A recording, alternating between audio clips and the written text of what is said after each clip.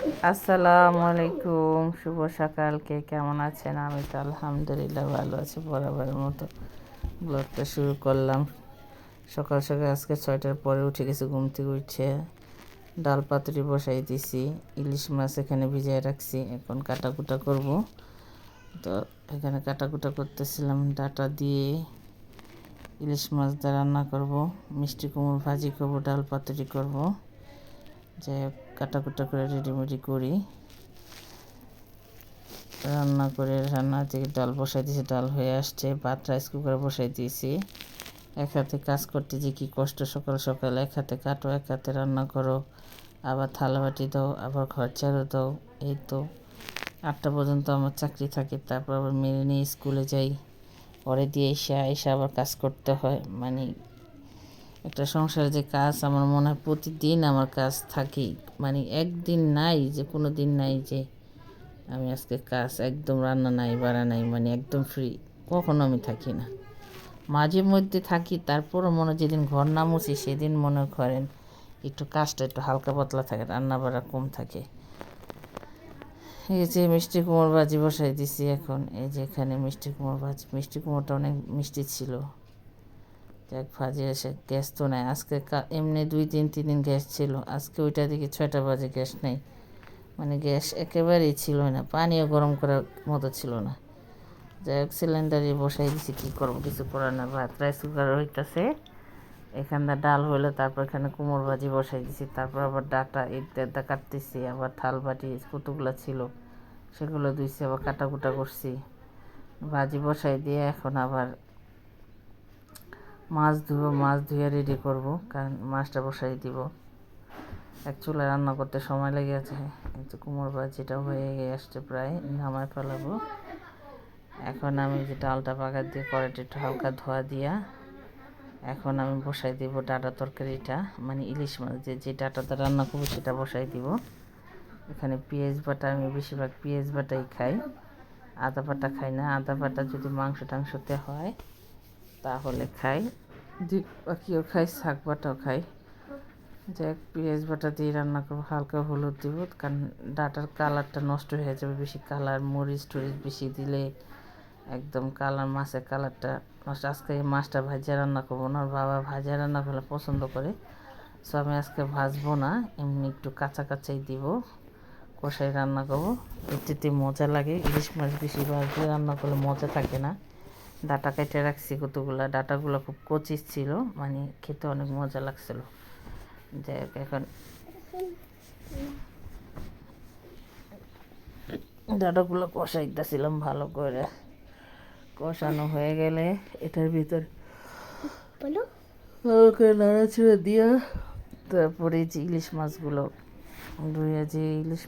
ধুয়ে রেডি রাখছিলাম সেটার ভিতরে আবার তেল বেশি হয়ে গেছে আজকে তরকারিতে। ডাটা অল্প, মানে অল্প মনে করছিলাম অনেকগুলো হবে, কাটার পর অল্প একটু হয়ে গেছে। 2-8 ডাটা আনছি, প্রায় 20 অর্ধেক নিয়ে ফেলছি, আর কম অর্ধেক আছে। যাই হোক, এটার ভিতরে এখন মাছটা দিয়ে দিব, ইলিশ মাছটা। আমি আবার একটু হলুদ মরিচ দিয়ে লবণ দিয়ে মাইখা নিছি মাছটা, যাতে মশলা ঢুকে। তো এই মাছটা দিয়ে ডাটা দিয়ে এভাবে আমি রান্না করি। কোনো যদি মানে একটু কষানো মাছ খাইতে, আমি এমনি সবজি টবজি দিয়ে এমনি করে মাছের সাথে সবজির সাথে মাছটা মিশিয়ে এভাবে কষাই। তো মাছটা ভাঙে না, ওই কাদা দিয়ে নাড়াচাড়া করি। তো বেশি কষাইতে গেলে তো মাছ ভাঙে যায়, হালকা কষান দিই যেহেতু মশলা টসলা মাছে ঢোকার পরে তারপর মনে করেন এটার ভিতরে গরম পানি দিয়ে দিবেন, দেখবেন সুন্দর মতো হয়ে যাবে। নামার আগে হয় কেউ শাক বাটা খায়, কেউ জিরা ফাঁকি খায়, ওটা দিয়ে দিলে অনেক মজা হয় তরকারিটা। যাই হোক, এখন আমার এটা একটু দেখছেন হালকা কষানো হয়ে গেছে, মাছটা ভাঙে নেই। এখন এটার ভিতরে আমি পানি অ্যাড করব।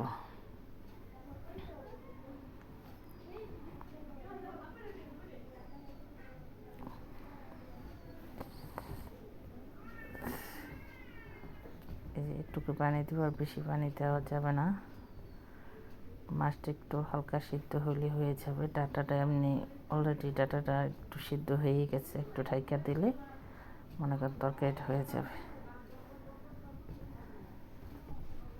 আমি এখানে একটু এটার ভিতরে শাক বাটা দিয়ে দিব, মানে একবারের জন্য।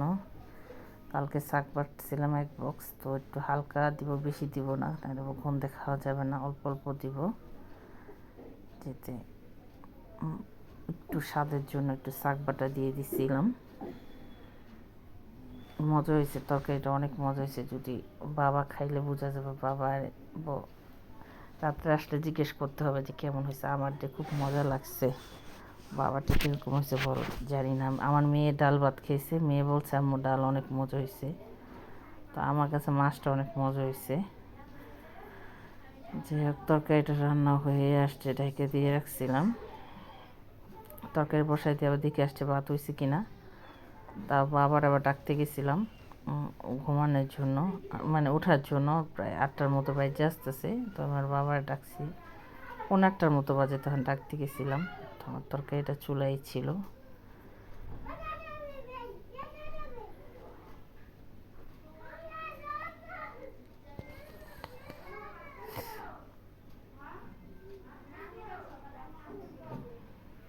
বাবা দেখছে, বাবার জন্য আবার এই যে সাজনা পাতা এগুলো ভিজিয়ে রেখে আসলাম। চুলায় তরকারি বসাই দিয়ে মেয়ের রেখে আসছি।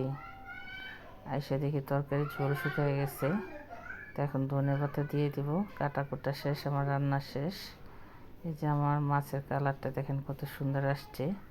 সব পারফেক্ট মতো হয়েছে, বেশি তেল হয় নাই, মরিচ হয় নাই, ঝাল হয় নাই। রান্না বাড়া শেষ করে মেয়ের স্কুলে দিয়ে আসছি। দিয়ে এসে ঘর দুয়ার তো গোছাই নাই, এখন বিছানা গোছাইতেছিলাম। কাজের শেষ নাই, মানে প্রতিদিন একটা মেয়ে মানুষের সংসারে কত কাজ। যে কাজ করে, যে সংসার করে, সে বুঝে যে একটা সংসারে কত কাজ থাকে। একা বলতে না, মানুষ বলবে যে না আপনি একা থেকে কিসের কাজ, কিসের কাজ। যে দেখবো যে আমি কিসের কাজ করি, তাহলে বোঝা যাবে। যার বাচ্চা কাচ্চা আছে, যারা একটু পরিষ্কার, তাদের ঘরে কাজ সবসময় থাকে। দেখেন কতগুলো বিস্তার টিস্তার গোছানো শেষ, কতগুলো কাপড় চোপড় এলোমেলো আছে। মেয়ের রুমটা গোছাই আসছে, ওগুলো দেখাইলাম না। ঘর ঝাড়ু দিলাম, ওগুলো দেখাই নাই ভিডিওতে। তাই হোক, গোছানো শেষ। এখন আমি চা খাবো, একটু চা খেয়ে নাস্তা খাবো। যেহেতু ক্ষুধা লাগছে অনেক, দুধ চা বসাইছি। তো রুটি আছে, কালকে রুটি রয়ে গেছে, এটি 12টাগুলো দিয়ে চা খাবো। খেয়ে আবার কাপড় চোপড় দিতে যাবো, তারপর আবার মেয়ের আনতে যেতে হবে।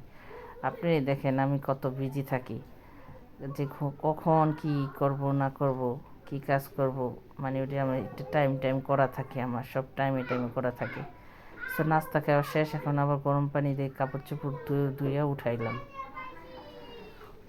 এই যে এখানে আসছে, এসে একটু দেখেন এই যে ধুয়ে আসার পরে কত হাঁড়ি পাতিল জমে আছে। আবার এগুলো রাইখা মেয়েরে আনতে গেছে কাপড় চোপড়ের দিনে। মেয়েরে নিয়ে আসছে, মেয়ে বলতেছে আম্মু চকলেট।